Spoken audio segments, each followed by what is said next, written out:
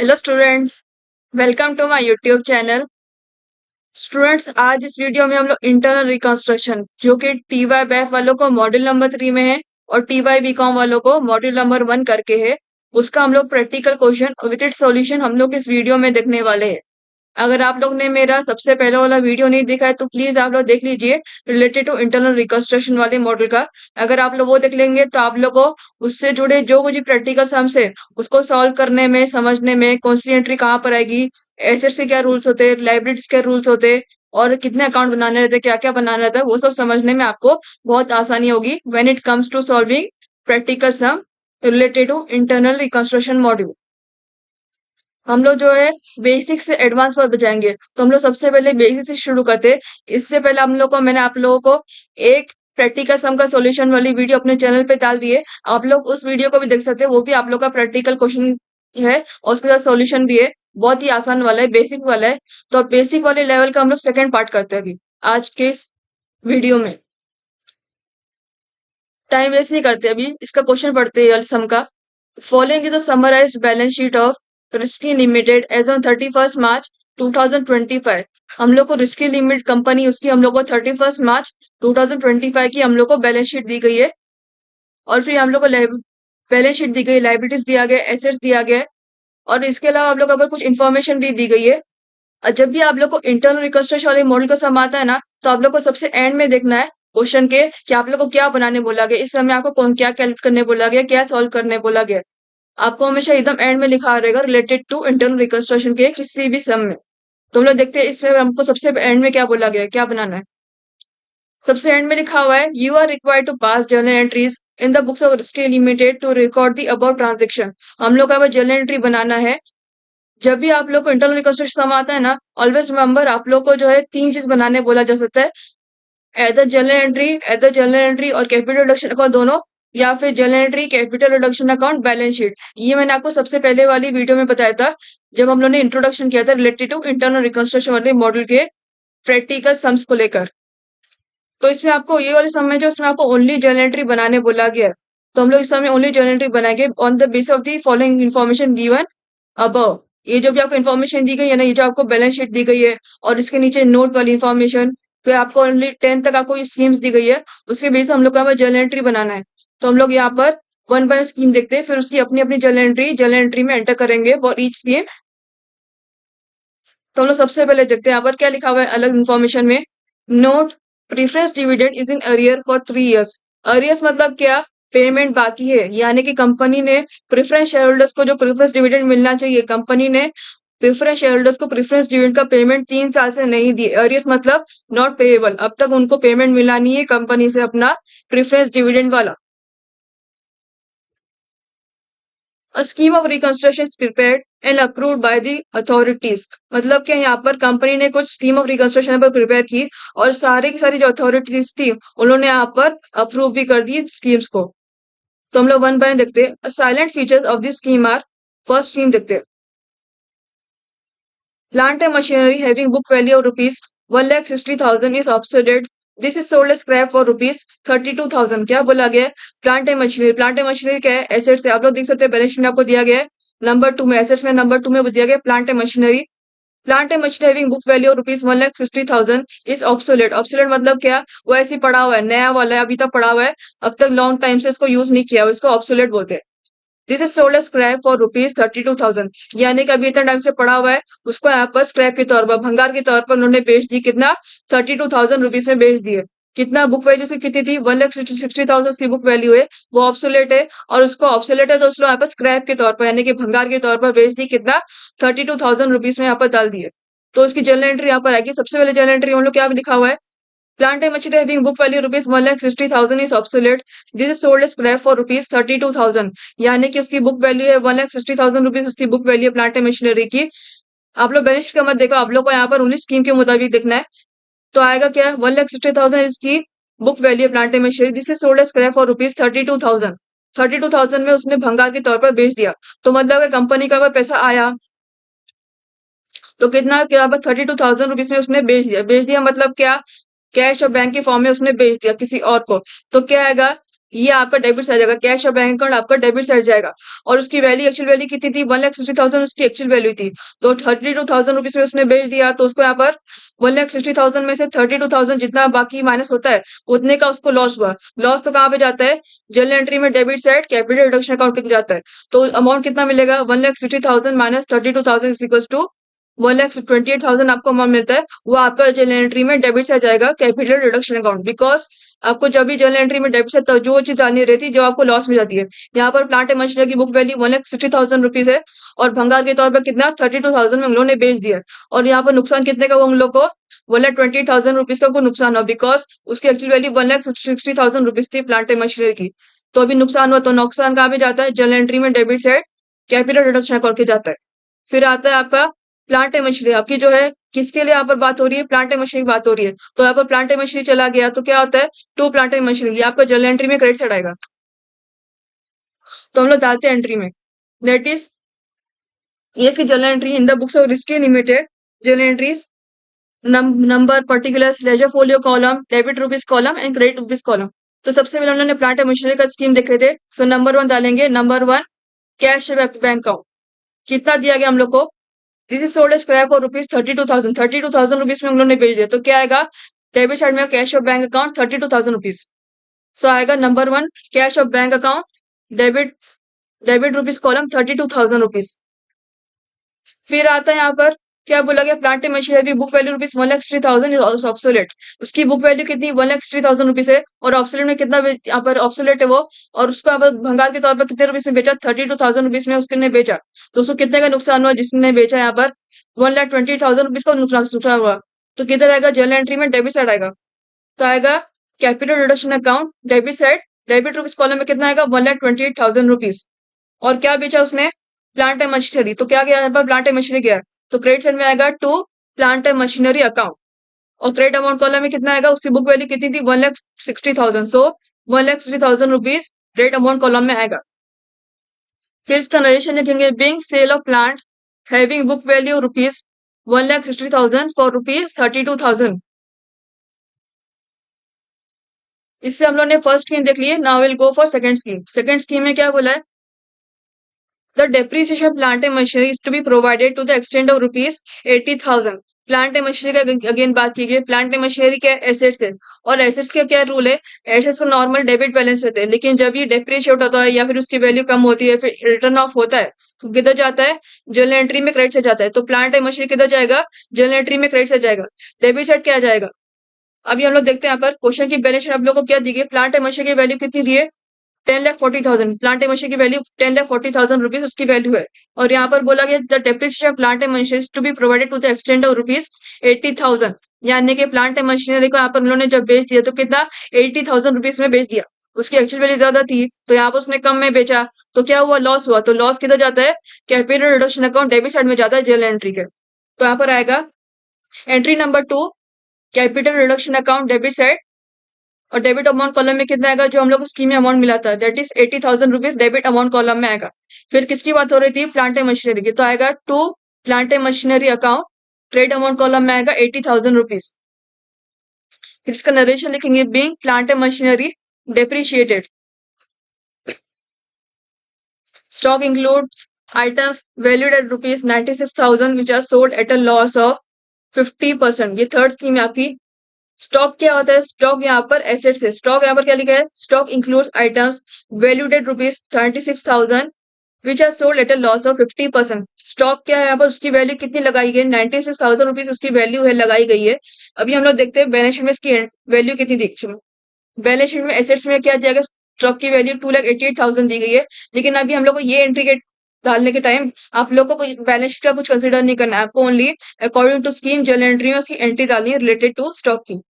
तो क्या आएगा, stock includes items valued at rupees 96,000 which are sold at a loss of 50%। यानी कि स्टॉक की वैल्यू यहाँ पर, ये आप इंक्लूड्स आइटम मत देखो, आप लोग स्टॉक को देखना है। स्टॉक की वैल्यू कितनी है, 96,000 रुपीज उसकी वैल्यू है, which are sold at a loss of 50%। यानी कि अभी 96,000 स्टॉक की 96,000 रुपीज स्टॉक की वैल्यू है, उसको यहाँ पर सोल्ड कर दी लॉस पर, यानी कि कम में कितना 50%। 96,000 में से 50% उन्होंने बेच दिए।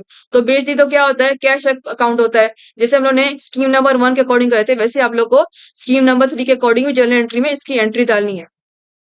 तो क्या होता है, it just sold at loss of 50%, यानी कि यहाँ पर 50% का यहाँ पर लॉस हुआ, उसने बेच दिया 50% में। तो क्या आएगा, ये कैश और बैंक अकाउंट आता है। तो क्या आएगा, entry number 3 that is cash और bank account debit side. Debit amount column में कितना आएगा, दैट इज 96,000 का 50% कितना होता है, उसने भेजे 96,000 में से 50%, तो कितना आएगा 48,000। तो डेबिट अमाउंट कॉलम में आएगा 48,000 रुपीज। फिर यहाँ पर जो है क्या बोला गया, which are sold at loss of 50%, 50% loss में उसने बेच दिया, और अभी 50% और बाकी है, और 50% बाकी है, यानी कि ओनली 48,000 रुपीज में उसने बेचा, कंपनी ने 48,000 रुपीज में उसने स्टॉक बेची। तो अभी 48,000 बचे, 48,000 96 माइनस 48,000 इज इक्वल टू 48,000 और बचे। तो क्या हुआ, यहाँ पर नुकसान हुआ कंपनी को, 48,000 और नहीं मिल सके उसको। तो ये किधर जाएगा, जर्नल एंट्री में डेबिट आ जाता है, बिकॉज जब भी कुछ नुकसान आता है तो जर्नल एंट्री के debit side capital reduction account करके जाता है।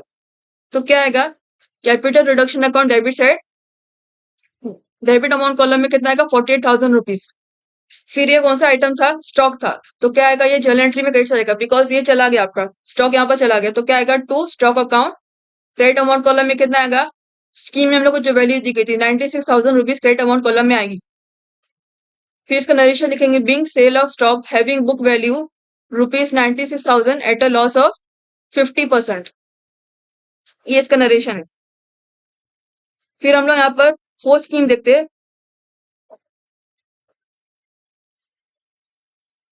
The present realizable value of investments is rupees 1,12,000. Realisable value और इन्वेस्टमेंट क्या बोला गया है? अभी हम लोग देखते हैं क्वेश्चन की बैलेंस में इन्वेस्टमेंट दिया गया, तो इन्वेस्टमेंट की वैल्यू कितनी है। क्वेश्चन की बैलेंस में इन्वेस्टमेंट की वैल्यू कितनी है, 2,40,000 रुपीज। उसकी एक्चुअल वैल्यू कितनी, 2,48,000 रुपीज की एक्चुअल वैल्यू है।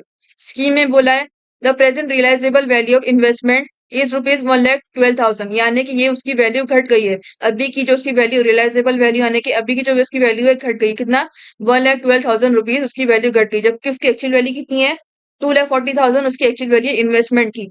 तो यहाँ पर देख सकते हैं ये भी एक तरह का डेप्रिसिएशन हो रहा है। तो डेप्रिसिएशन क्या होता है, जब भी ऐसा डेप्रिसिएशन होता है तो किस तरह जाता है, जर्नल एंट्री में क्रेडिट साइड जाता है। और डेबिट साइड क्या जाएगा, डेबिट साइड जो है कैपिटल रिडक्शन अकाउंट जाता है, बिकॉज लॉस हुआ है। जब भी लॉस होता है तो जर्नल एंट्री में debit side capital reduction account के जाता है। तो यहाँ पर देख सकते हो कोशा की बैलेंस शीट में वैल्यू कितनी है इन्वेस्टमेंट की, 2,40,000 है। यहाँ पर उसकी प्रेजेंट रियलाइजेबल वैल्यू कितनी दी गई, 1,12,000। ये वैल्यू कम हो रही है, बैलेंस शीट की वैल्यू ज्यादा है और ये वैल्यू कम हो रही है, यानी कि डेप्रिशिएट हो रही है एक तरफ से। तो किधर जाएगा, यहाँ पर जर्नल एंट्री में जाएगा, that is entry number 4, capital reduction account. कितना जाएगा, क्वेश्चन की बैलेंस शीट में कितना दिया गया, 2,40,000 रुपीज इन्वेस्टमेंट का, और यहाँ पर रियलाइजेबल वैल्यू 1,12,000 रुपीज है। तो यहाँ पर क्या आएगा, 2,40,000 माइनस 1,12,000 यहाँ पर करेंगे, तो हम लोग उससे मालूम पड़ेगा कितने से वो डेप्रिशिएट हुई है, कितने से डेप्रिशिएट हुई इसकी वैल्यू। तो कितना आएगा, 2,40,000 minus 1,12,000 is equal to 1,28,000 rupees मिला। तो किधर आएगा, entry number 4 that is capital reduction account debit side, debit amount column में आएगा 1,28,000 रुपीज। फिर टू इन्वेस्टमेंट अकाउंट जाएगा, बिकॉज यहाँ पर जो है इसकी वैल्यू घट गई, इन्वेस्टमेंट गया तो क्या गया, इन्वेस्टमेंट गया और उसकी वैल्यू यहाँ पर घट गई। और क्या होता है, एसेट्स की वैल्यू जब बढ़ती है तो डेबिट होती है, और जब भी घटती है तो क्या होती है, क्रेडिट होती है जर्नल एंट्री में। तो क्या आएगा, टू इन्वेस्टमेंट अकाउंट, और क्रेडिट अमाउंट कॉलम में कितना आएगा, same amount that is 1,28,000 rupees. फिर इसका नरेशन लिखेंगे, being reduction in the value of investment by rupees 1,28,000 rupees. अभी हम लोगों ने फोर्थ स्कीम भी देख ली है, फोर्थ वाली जर्नल एंट्री पास कर दी है। I will go for fifth one, that is arrears of preference dividend is not payable. Arrears of preference dividend is not payable बोला गया है। जब भी आपको क्वेश्चन में आप लोग देख सकते हो, ये क्वेश्चन में आपको जो है नोट में बोला गया है preference dividend is in arrear for 3 years, ये आपको बोला गया है। लेकिन यहाँ पर आपको स्कीम में बोला गया है arrears of preference dividend is not payable. जब भी आपको नॉट पेएबल बोला जाता है ना, preference dividend is not payable, इसका मतलब आपको उसकी जर्नल एंट्री पास नहीं करनी है। जब भी आपको arrears of preference dividend is not payable, यानी कि कंपनी ने जब प्रीफरेंस डिविडेंड को प्रीफरेंस शेयर होल्डर पे करने का वक्त आया, तो प्रीफरेंस शेयर होल्डर्स ने बोल दी कि हम लोग को प्रीफरेंस डिविडेंड मिल तुमसे नहीं चाहिए, तो यानी कि उन लोगों ने यहाँ पर छोड़ दिए, तो यहाँ पर इसकी एंट्री नहीं आती है। जब भी नॉट पेएबल बोला जाता है ना, arrears of preference dividend is not payable, अगर पेएबल बोला जाता है तो इसकी एंट्री हम लोग को डालनी रहती है, लेकिन यहाँ पर नॉट पेएबल बोला गया, इसलिए इसकी जर्नल एंट्री नहीं आएगी इन जर्नल एंट्री में। फिर अब स्कीम नंबर 6 देखते हैं। That is reconstruction expenses rupees 16,000 rupees. यहाँ पर एक्सपेंसेस बोला गया है। कंपनी के जो कुछ भी रिपेयर एंड मेंटेनेंस के या किसी भी चीज के एक्सपेंसेस हुए, तो यहाँ पर कितना एक्सपेंस हुआ, 16,000 रुपीज कंपनी को पे करना पड़ा। तो ये क्या आएगा, पैसा क्या हुआ, पैसा यहाँ से गया और कितना ओवर हुआ, 16,000 rupees.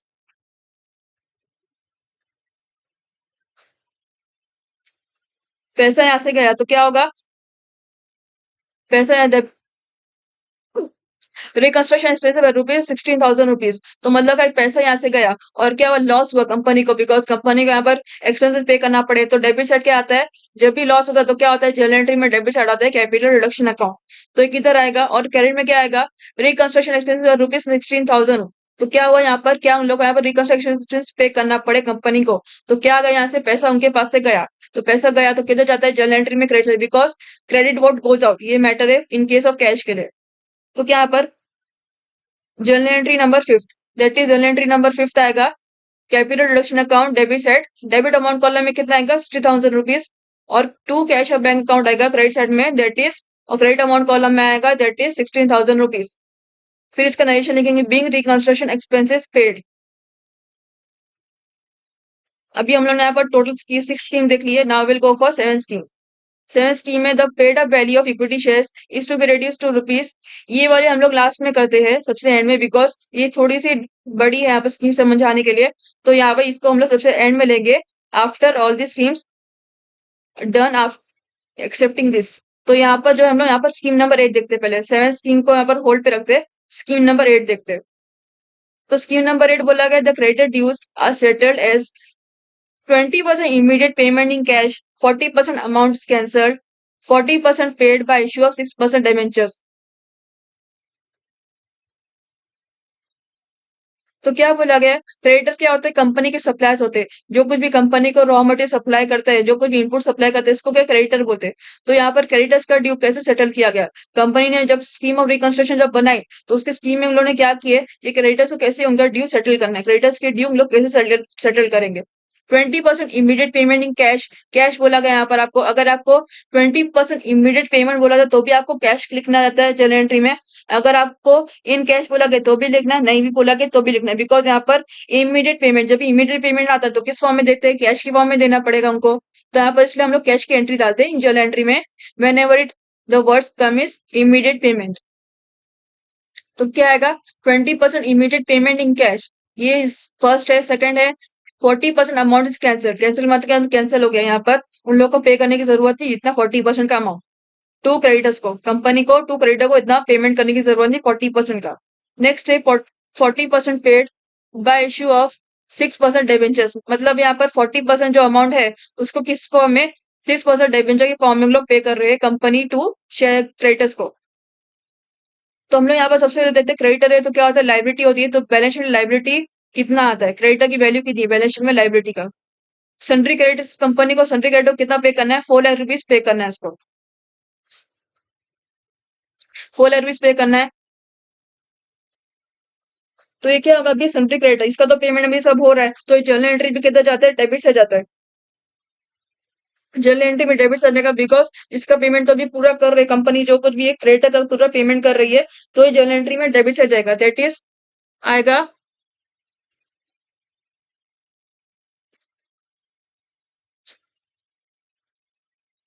That is journal entry number 6 आएगा, sundry creditors account debit side, debit amount column में कितना आएगा, जो बैलेंस शीट में दिया गया था 4 lakh rupees, debit amount column में आएगा 4 लाख रुपीज। फिर अभी इसके फॉर्मूला दिखाया 20% immediate payment in cash, immediate payment cash बोला गया 20% को, तो किधर आएगा, to cash of bank account आएगा। तो क्या आएगा, to cash of bank account, 4 lakh का 20% कितना होता है, 80,000 रुपीज। तो क्रेडिट अमाउंट कॉलम में कितना आएगा, 80,000 रुपीज यहाँ पर आएगा। फिर लिखा है 40% amount is cancel, 40% amount cancel हो गया है, तो क्या होता है, जब भी कैंसिल हो तो किधर जाता है, कैपिटल रिडक्शन अकाउंट जाता है क्रेडिट साइड, बिकॉज प्रॉफिट हो गया, यहाँ पर कंपनी को 40% पेमेंट करने की जरूरत नहीं है, तो प्रॉफिट हो गया कंपनी का। लाइबिलिटी जब भी उसको पे नहीं करना पड़ता है तो क्या होता है, प्रॉफिट हो जाता है कंपनी का। तो किधर जाता है, जर्नल एंट्री में क्रेडिट साइड जाता है to capital reduction account as a profit. तो आएगा to capital reduction account, 4 lakh into 40% कितना आता है, 1,60,000 रुपीज। तो क्रेडिट अमाउंट कॉलम में कितना, 1,60,000 रुपीज क्रेडिट अमाउंट कॉलम में आएगा। फिर नेक्स्ट है third one, 40% paid by issue of 6% debenture. मतलब 40% जो बाकी 40% जो किस फॉर्म में पे किया उन्होंने 6% डिबेंचर के फॉर्म में पे कर दिया उन्होंने क्रेडिटर को। तो क्या आएगा, to 6% debentures account 4 lakh into 40%, total cost कितना 4 लाख क्रेडिटर का, तो 4 लाख का 40% कितना होता है 1,60,000 रुपीज। तो क्रेडिट अमाउंट कॉलम में आएगा 1,60,000 रुपीज। फिर अब इसका नरेशन लिखेंगे बीइंग क्रेडिटर्स ड्यू सेटल्ड। अभी आप लोग की स्कीम नंबर 9 देखते हैं। स्कीम नंबर 9 है other liabilities of rupees 80,000 is to be cancelled. यहाँ पर आपको क्या बोला गया है, अदर लाइबिलिटी जो 80,000 रुपीज है वो कैंसल्ड हो गई। मतलब अभी जब लाइबिलिटी कैंसल्ड होती है तो क्या होता है, कंपनी का फायदा होता है, और फायदा किधर जाता है, जर्नल एंट्री के क्रेडिट साइड में टू कैपिटल रिडक्शन अकाउंट करके। और किसकी बात हो रही है, अदर लाइबिलिटीज की, तो डेबिट साइड आएगा अदर लाइबिलिटीज अकाउंट। और कितना है यहाँ पर अदर लाइबिलिटीज की वैल्यू है 80,000 रुपीज। देखते पहले बैलेंस शीट आपको दी गई other liabilities. Yes, balance sheet आपको दी गई अदर लाइबिलिटीज 3,20,000 रुपीज की अदर लाइबिलिटीज दी गई है। उसमें से यहाँ पर क्या बोला गया 80,000 रुपीज यहाँ पर कैंसिल हो गए। तो जब भी कैंसिल होता है लाइबिलिटी तो क्या होता है, फायदा होता है, और फायदा किधर जाता है, जर्नल एंट्री में credit side to capital reduction account करके जाता है। और डेबिट साइड क्या आएगा, other liabilities that is 80,000 rupees. हम लोग को अमाउंट ये लिखना है बिकॉज हम लोग को वो अमाउंट से मैटर नहीं, बिकॉज वो अमाउंट उन्होंने पे कर दिए, और जो 80,000 रुपीज थी अदर लाइबिलिटीज कैंसिल हो गई, तो उसकी कैंसिल वाली एंट्री हम लोग डालेंगे जर्नल एंट्री में। दैट इज क्या आएगा, entry number 7 other liabilities account debit side, और डेबिट अमाउंट कॉलम में आएगा 80,000 रुपीज। फिर क्रेडिट साइड आएगा टू कैपिटल रिडक्शन अकाउंट, और क्रेडिट अमाउंट कॉलम में कितना 80,000 रुपीज आएगा, बिकॉज कंपनी की अदर लाइबिलिटीज में से 80,000 रुपीज कैंसिल हो गई। तो यहाँ पर जब कैंसिल होती है तो क्या होता है, प्रॉफिट हो जाता है कंपनी को, लाइबिलिटी कैंसिल हो गई तो प्रॉफिट हो गया। तो क्या आएगा, प्रॉफिट कहाँ जाता है, सीआर अकाउंट में जाते हैं क्रेडिट साइड के अकॉर्डिंग। और इसका यहाँ पर नरेशन लिखेंगे being dues to directors cancelled. Narration आएगा being dues to directors cancelled, because directors का अदर लाइबिलिटीज यहाँ पर किसकी होती है, डायरेक्टर से रिलेटेड होती है। तो किधर जाएगा, इसका नरेशन हम लोग डायरेक्टर को लेकर लिखते हैं। फिर हम लोग इससे यहाँ पर टोटल 9 स्कीम हो गई एक्सेप्ट फॉर 7th वन। अभी यहाँ पर 10th वाली देखते हैं, फिर लास्ट में हम लोग 7th वाली देखेंगे। दैट इज 10th वाली स्कीम बोली गई, अ कॉल ऑफ ₹3 पर share on equity shares is made and received. यानी कि कंपनी ने इक्विटी शेयर होल्डर्स को क्या बोली, हम लोग को ₹3 के अकॉर्डिंग पर शेयर, या फिर ₹3 वैल्यू लगा पर शेयर के अकॉर्डिंग, उसकी हम लोग को यहाँ पर इक्विटी शेयर्स दे दो। और यहाँ पर हम लोग को मिल भी गई यहाँ पर। तो मतलब क्या है यहाँ पर,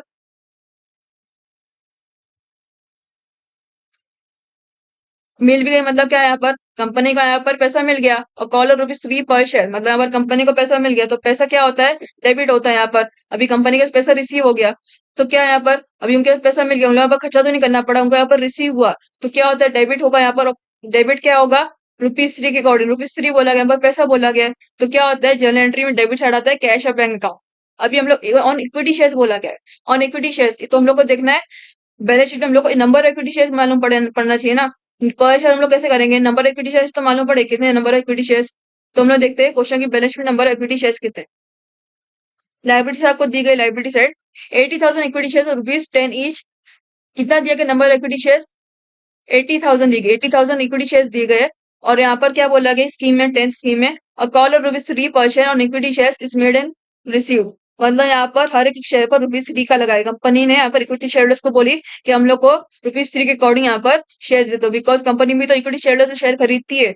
तो कितना ₹3 के अकॉर्डिंग हम लोग यहाँ पर शेयर दे दो, और उनको शेयर मिल भी गए। तो अभी शेयर मिल भी गए, तो यहाँ पर क्या होता है, जर्नल एंट्री में डेबिट क्या होता है, कैश और बैंक अकाउंट, बिकॉज यहाँ पर पैसा आ गया, डेबिट व्हाट कम्स इन, पैसा यहाँ पर आ गया। तो क्या आएगा, एंट्री नंबर ए आएगा कैश और बैंक अकाउंट, डेबिट साइड में आएगा। और कितना आएगा, 80,000 इक्विटी शेयर्स इंटू ₹3, कितना होता है, डेबिट अमाउंट कॉलम में आएगा 2,40,000 रुपीज। फिर क्रेडिट अमाउंट कॉलम में क्या आएगा, क्रेडिट में साइड में आएगा इक्विटी शेयर की बात हो रही है, तो क्रेडिट में क्या आएगा, इक्विटी शेयर आएगा। तो यहाँ पर आएगा to equity share capital account, that is 80,000 equity shares into ₹3, कितना होता है 2,40,000 रुपीज। तो क्रेडिट अमाउंट कॉलम में आएगा 2,40,000 रुपीज। फिर अब इसका नरेशन देखेंगे, being call money on equity shares is made and received. Being called money on equity shares is made and received। ये इसका नरेशन है। अभी मैंने आपको थोड़ा टाइम पहले बताया था कि हम लोग यहाँ पर बस 7th वाली स्कीम हम लोग होल्ड पे रखते हैं, वो हम लोग सबसे एंड में देखेंगे। तो हम लोग वहां पर वही वाली स्कीम देखते हैं, नंबर 7th वाली स्कीम। तो आता है paid up value of equity shares is to be reduce to ₹2 per share and preference shares to rupees 5 per share. However, face value of both equity and preference shares remains unchanged. तो यहाँ पर क्या बोला गया, paid up value equity shares is to be reduce to rupees 2 per share. एक preference shares का बोला गया, इक्विटी शेयर्स का। तो सबसे पहले हम लोग इक्विटी शेयर्स का देखते हैं। The paid up value equity share is to be reduce to rupees 2 per share. तो हम यहाँ पर देखते हैं क्वेश्चन के बैलेंस शीट में हम लोग इक्विटी शेयर्स को लेकर क्या बोला गया। क्वेश्चन की बैलेंस शीट में हम लोग इक्विटी शेयर्स बोला गया 8,000 इक्विटी शेयर्स और rupees 10 each. Number of equity shares कितने 80,000 रुपीज दिए गए और हर एक शेयर की वैल्यू कितनी दी गई 10 रुपीज और उसका कॉस्ट कितना 8 लाख रुपीज उसका टोटल कॉस्ट है। यहाँ पर आपको बोला गया the paid up value equity shares is to be reduce to rupees 2 per share. तो यहाँ पर आप सोच रहे होंगे, मैंने आपको बताया था जब भी हम लोगों ने सबसे पहली वाली वीडियो देखे थे इंटरनल रिकंस्ट्रक्शन वाली वीडियो, जब मैंने बनाया था उसकी वीडियो आप लोगों ने देखे होंगे। तो उसमें आपको क्या बोला था मैंने आपको, जब आपको 2 आता है तो 2 का मतलब क्या आता है इज इक्वल टू, यानी कि उतनी ही वैल्यू रहेगी। लेकिन यहाँ पर देख सकते हो आप लोग, यहाँ पर सोच रहे होंगे कि हम लोग को जो है आंसर में 2 के मुताबिक डालना है। नहीं, आप लोग आंसर में रुपीज 2 के मुताबिक इसकी वैल्यू नहीं डालनी है। आप लोग यहाँ पे देखना है द पेड अप वैल्यू बोला गया, द पेड अप वैल्यू। और यहाँ पर हम लोग यहाँ पर हमेशा हम लोग को जब भी क्वेश्चन करते हैं इंटरनल रिकंस्ट्रक्शन का, तो यहाँ पर हम लोग क्या सोचते हैं कि हम लोग को जो क्वेश्चन की बैलेंस शीट में हम लोग को जो दी गई है वैल्यू हर एक शेयर की रुपीज 10 जैसे कि दी गई है फेस वैल्यू होगी। नहीं, आप लोग को स्कीम के मुताबिक भी देखना है। अगर आपको पेड अप वैल्यू वर्ड आ गया, पेड अप वैल्यू आपको वर्ड आ गया, मतलब यहाँ पर आपको क्वेश्चन की बैलेंस शीट में आप लोग को पेड अप वैल्यू वाली दी गई, फेस वैल्यू नहीं दी गई, आपको पेड अप वैल्यू दी गई। एक आपको nominal face value, sorry nominal value रहती है, मतलब face value nominal value same रहती है, और एक आपको पेड अप वैल्यू दी जाती है। तो यहाँ पर जो है आप लोग को स्कीम के मुताबिक आपको क्या बोला गया, तो paid up value equity shares, यानी कि आपकी क्वेश्चन की बैलेंस में आपको पेड अप वैल्यू दी गई, यानी कि रुपीज 10 जो है आपकी फेस वैल्यू नहीं है, वो आपकी पेड अप वैल्यू है। फिर बोला गया था paid up value equity shares is to be reduce to rupees 2 per share, is to be reduce to rupees per share. तो मतलब क्या है यहाँ पर, अभी यहाँ पर जो है कंपनी का यहाँ पर प्रॉफिट होगा, paid up value is to be reduce to rupees 2 per share, यानी कि 2 रुपए से कम हो रही है। यहाँ पर आप ये नहीं देख सकते इज इक्वल टू 2 बोला गया तो नहीं, अब पेड अप वैल्यू बोला गया। जब फेस वैल्यू होती है तो रुपीज 2 के मुताबिक हम लोग वैल्यू डालते हैं, लेकिन जब पेड अप वैल्यू है और उसमें rupees is to be reduce to rupees 2 per share बोला गया है, तो हम लोग को रुपीज 2 रुपए से कम करना है, यानी कि इसमें आपका जो है एक तरह से बाय वाला ही मैटर है। बाय में हम लोग क्या करते हैं, अगर आपको बाय दिया तो is to be reduce by rupees 2 per share दिया जाता हो, तो हम लोग क्या करते हैं, जो हम लोग की क्वेश्चन की जो बैलेंस हम लोग को जो वैल्यू दी गई है रुपीज 10, उसको हम लोग रुपीज 2 से माइनस करते हैं। तो यहाँ पर आप लोग को ऐसे करना है, लेकिन यहाँ पर आपको पेड अप वैल्यू दिया गया है, अगर आपको उसमें आपको पेड अप वैल्यू दी जाती तभी आपको ऐसे करना रहता। इन केस ऑफ बाय में भी अगर आपको शुरू में आपको पेड अप वैल्यू बोला जाता है तो भी आपको 10 माइनस 2 करना रहता। अगर आपको इन case of paid up value reduce 2 बोला गया तो भी आपको रुपीज 2 से माइनस करना है, बिकॉज यहाँ पर आपका पेड अप वैल्यू आ रहा है। पेड अप वैल्यू तो मतलब पेड अप वैल्यू मतलब क्या है, आपको जो क्वेश्चन की वैल्यू आपको दी गई वो आपकी पेड अप वैल्यू ही है। तो यहाँ पर पेड अप वैल्यू बोला गया है, तो हम लोग इसलिए 10 माइनस रुपीज 2 करेंगे। हम लोग डायरेक्ट 2 नहीं ला सकते, यहाँ पर रुपीज 2 यहाँ पर डायरेक्ट ला सकते। इस to be reduce 2 rupees 2 per share, मतलब यहाँ पर हम लोग को 2 रुपीज से माइनस करना है जो पेड अप वैल्यू दी गई आपको। तो यहाँ पर जो हम लोग रुपीज 2 को 10 से माइनस करेंगे, जो आपकी वैल्यू आएगी उसको हम लोग यहाँ पर नंबर इक्विटी शेयर से मल्टीप्लाई करेंगे और फिर जर्नल एंट्री में उसकी एंट्री डालेंगे। तो यहाँ पर कितना नंबर ऑफ इक्विटी शेयर्स कितने 80,000 शेयर्स दिए गए, 80,000 इक्विटी शेयर्स और रुपीज 10 ईच। कितना दिया गया 8 लाख वैल्यू दी गई है, ये हम लोग इग्नोर करते हैं 8 लाख रुपीज, बिकॉज अभी ये वाली एंट्री में आपको ये आपकी ओल्ड इक्विटी शेयर्स है, तो यहाँ पर ओल्ड इक्विटी शेयर्स आपको मतलब नहीं है। अगर आपको क्वेश्चन में नॉमिनल वैल्यू यानी कि फेस वैल्यू के मुताबिक आपको एंट्री दी जाती है, स्कीम में आपको फेस वैल्यू कंसिडर करते हैं, आपको कुछ स्कीम दी जाती है, तो हम लोग को ये वाले वैल्यू से और नंबर ऑफ इक्विटी शेयर्स और इस पूरी एंट्री से आपको मतलब होता जो कि आपको बैलेंस शीट में आपको इन्फॉर्मेशन दी गई इक्विटी शेयर्स को लेकर। लेकिन क्योंकि आपको स्कीम में पेड अप वैल्यू बोला गया है, तो हम लोग को इसलिए क्वेश्चन की बैलेंस शीट में जो आपको इन्फॉर्मेशन दी इक्विटी शेयर्स को लेकर वो आपको मतलब नहीं है in case of entering in journal entry. तो क्या बोला गया, इतना paid up value equity shares to be reduce to rupees 2 per share, और यहाँ पर क्वेश्चन की बैलेंस शीट में आपको पेड अप वैल्यू कितनी दिखी रुपीज 10 दी गई है, और नंबर इक्विटी शेयर्स कितने 80,000 रुपीज है, सॉरी 80,000 इक्विटी शेयर्स है नंबर। तो यहाँ पर जो हम लोग माइनस करेंगे that is paid up value 10 को माइनस 2 से करेंगे, बिकॉज रेड्यूस 2 यहाँ पर बोला गया। अगर इसमें बाय भी बोला जाता है तो भी आपको 10 2 से माइनस करना रहता है, अगर इसमें 2 भी बोला गया तो भी आपको माइनस करना है, बिकॉज यहाँ पर पेड अप वैल्यू आया है मैटर, पेड अप वैल्यू। तो क्या करेंगे, रुपीज 10 माइनस रुपीज 2 कितना होता है रुपीज 8, और नंबर ऑफ इक्विटी शेयर्स कितने हैं 80,000 इक्विटी शेयर्स है, तो 80,000 इंटू रुपीज 8 मुताबिक हम लोग यहाँ पर एंट्री मारेंगे। तो मतलब कि अभी कंपनी जो है इक्विटी शेयर होल्डर्स को यहाँ पर शेयर्स ये कर रही है, इक्विटी शेयर होल्डर से अपने शेयर्स खरीद रही है, इक्विटी शेयर होल्डर से इक्विटी शेयर्स खरीद रही है और उसका पेमेंट कर रही है। तो यहाँ पर क्या हुआ, किसको यहाँ पर फायदा हुआ, कंपनी को यहाँ पर फायदा हुआ, बिकॉज उसकी actual value paid up value ₹10 है और यहाँ पर जो है हम लोग ने जब माइनस की हम लोग कितनी मिली ₹8। तो यहाँ पर ₹8 के अकॉर्डिंग पेमेंट करना है कंपनी को इक्विटी शेयर होल्डर्स को, यानी कि पहले ₹10 के मुताबिक उसको अगर अगर ये स्कीम नहीं रहती तो उसको ₹10 के मुताबिक पेमेंट करना रहता है इक्विटी शेयर होल्डर्स को फॉर बाइंग इक्विटी शेयर्स। लेकिन अभी यहाँ पर स्कीम दी गई है तो उसके मुताबिक उसको ₹8 के मुताबिक इक्विटी शेयर्स को पेमेंट करना है टू इक्विटी शेयर होल्डर्स को। तो हम लोग यहाँ पे इसकी एंट्री डालते हैं, यहाँ पे इसको प्रॉफिट हो रहा है कंपनी को, तो प्रॉफिट किधर जाता है, कैपिटल रिडक्शन अकाउंट जाता है, जर्नल एंट्री में to capital reduction account that is और क्रेडिट साइड में जाता है। और डेबिट में क्या आएगा, किसकी बात हो रही है, इक्विटी शेयर की बात हो रही है, तो डेबिट साइड में इक्विटी शेयर कैपिटल की एंट्री आएगी। सो will enter that is scheme number 9, sorry entry journal entry number 9, equity share capital account debit side आएगा, कितना आएगा 80,000 इक्विटी शेयर इंटू ₹8। तो कितना मिला 2,40,000 यहाँ पर वैल्यू मिली फॉर इक्विटी शेयर को लेकर, सॉरी कितना मिला यहाँ पर नंबर इक्विटी शेयर कितने थे 80,000 इक्विटी शेयर थे और यहाँ पर पेड वैल्यू हम लोग कितनी मिली थी 10 माइनस ₹2 कितना 8, तो किधर आएगा दैट इज 80,000 इंटू ₹8 कितना मिलता है 6,40,000 तो डेबिट अमाउंट कॉलम में कितना आएगा 6,40,000 यहाँ पर आएगा। फिर क्या फायदा हुआ कंपनी को पहले यहाँ पर पे करना पड़ता तो ₹10 पे करना पड़ता, लेकिन यहाँ पर इक्विटी शेयरहोल्डर्स ने बोल दिया कि हम लोग को ₹8 पे कर दो चलेगा, तो यहाँ पर कंपनी को फायदा हुआ, लाइबिलिटी जब कम होती है तो क्या होता है फायदा होता है। तो यहाँ पर फायदा कैसे जाता है, जर्नल एंट्री में क्रेडिट साइड जाता है टू कैपिटल रिडक्शन अकाउंट, तो क्या आएगा to capital reduction account that is 80,000 into ₹8 कितना आएगा 6,40,000 तो क्रेडिट अमाउंट का कॉलम में कितना आएगा 6,40,000 आएगा। फिर यहाँ पर इसका नरेशन लेके being reduction in the value of equity shares. अभी हम लोग ने यहाँ पे इसका एक पार्ट कर लिया, now will go for second part, equity shares का हो गया, now will go through for preference shares and preference shares ₹2 per share. यहाँ पर भी आपको बोला गया पेड अप वैल्यू कितनी, प्रेफरेंस शेयर्स के कितने वैल्यू से रिड्यूस किया गया ₹5 पर शेयर से इसकी वैल्यू रिड्यूस की गई है। तो अभी हम लोग क्वेश्चन के बैलेंस शीट में देखते हैं कितनी वैल्यू है इसकी। 48,000 10% प्रेफरेंस शेयर्स और ₹10 ईच कितना दिया गया 4,80,000 की वैल्यू दी गई है। ये वाली इन्वेंटरी आपको इग्नोर करनी है वेल एंटरिंग जर्नल एंट्री। और नंबर ऑफ प्रेफरेंस शेयर्स कितने 48,000 नंबर ऑफ प्रेफरेंस शेयर्स है। और यहाँ पर क्या बोला कि preference shares to rupees 5 per share. यहाँ पर आपको ये जो आपकी प्रेफरेंस है जैसे इक्विटी शेयर्स का तो हुआ था वैसे आपको इसका भी हो रहा है, इसमें भी ₹5 के मुताबिक इसकी वैल्यू घट रही है। तो यहाँ पर इसकी पेड अप वैल्यू कितनी दी क्वेश्चन में हम लोग को, जैसे प्रेफरेंस इक्विटी शेयर्स का मामला था वैसे इसका भी यही मामला है। इसकी पेड अप वैल्यू कितनी दी गई, इसका भी ₹10 इसकी पेड अप वैल्यू है। ये जो आपको दी गई आपको पेड अप वैल्यू बिकॉज आपको स्कीम में पेड अप वैल्यू बोला गया, आपको फेस वैल्यू नहीं बोला गया, आपको फेस वैल्यू बोला जाता है तो ये आपकी फेस वैल्यू रहती, लेकिन यहाँ पर आपको पेड अप वैल्यू बोला गया स्कीम में, तो मतलब आपकी क्वेश्चन की बैलेंस में जो आपकी वैल्यू जो है वो आपकी पेड अप वैल्यू ही है। तो यहाँ पर क्वेश्चन में प्रेफरेंस शेयर्स की पेड अप वैल्यू ₹10 दी गई है और यहाँ पर क्या बोला गया preference shares to ₹5 per share, यानी कि इसकी वैल्यू भी घट रही है। इसका भी ऐसे that is it's to be reduce to ₹5 per share, that is the paid up value of preference shares is to be reduce to ₹5 per share, यानी कि इसका भी वैल्यू ₹5 से घट रहा है। और इसकी एक्चुअल पेड अप वैल्यू कितनी क्वेश्चन के बैलेंस में ₹10 दी गई है। तो यहाँ पर इसका अगर ₹5 से माइनस करेंगे तो कितना मिलेगा, रिड्यूस करेंगे तो कितना होगा 10 माइनस इज ₹5 इक्वल्स टू ₹5, यानी कि प्रेफरेंस शेयर्स की अभी पेड अप वैल्यू कितनी हो गई ₹5।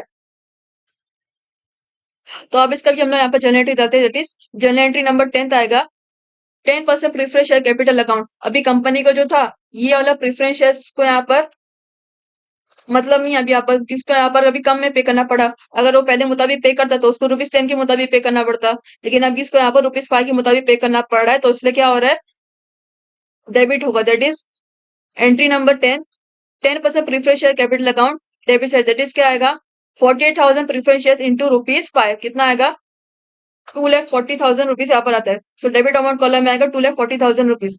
क्रेडिट साइड में क्या आएगा टू कैपिटल रिडक्शन अकाउंट, उसकी एक्चुअल वैल्यू ₹10 थी और यहाँ पर कंपनी को उसमें कम में बेचना पड़ा, यहाँ पर कम में बेचना, यहाँ पर उसको पेमेंट करना पड़ा, प्रेफरेंस शेयरहोल्डर्स को उसका पेमेंट कम करना पड़ा, यानी कि प्रेफरेंस शेयरहोल्डर्स ने उससे ₹5 के मुताबिक ही प्रेफरेंस शेयर्स का पेमेंट लिया।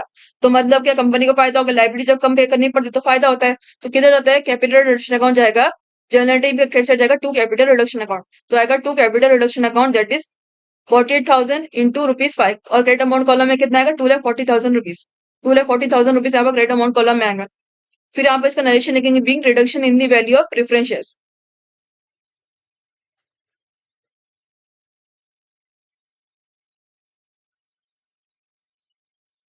अभी इससे हम लोग ने सारे की सारी स्कीम्स के अकॉर्डिंग सारी सारी जर्नल एंट्री हम लोग ने कंप्लीट कर दिए। टोटल आप लोगों को 10 स्कीम्स दी गई थी और हम लोग को यहाँ पर टोटल 10 जर्नल एंट्रीज यहाँ पर मिल गई। लेकिन यहाँ पर जो आप लोग को स्टूडेंट्स एक और जर्नल एंट्री पास करनी है। आपको कोई भी स्कीम में आपको नहीं दिया गया है। आपको हम लोगों ने जहाँ पर टोटल जो 10 स्कीम्स दी गई उसमें आपको कोई भी स्कीम में आपको उस जर्नल एंट्री को लेकर आपको नहीं बताया कि आपको कौन सी जर्नल एंट्री पास करनी है रिलेटेड टू दैट। वो आपको जो है इंटेंजिबल और फिक्टिशियस एसेट्स वाली एंट्री है।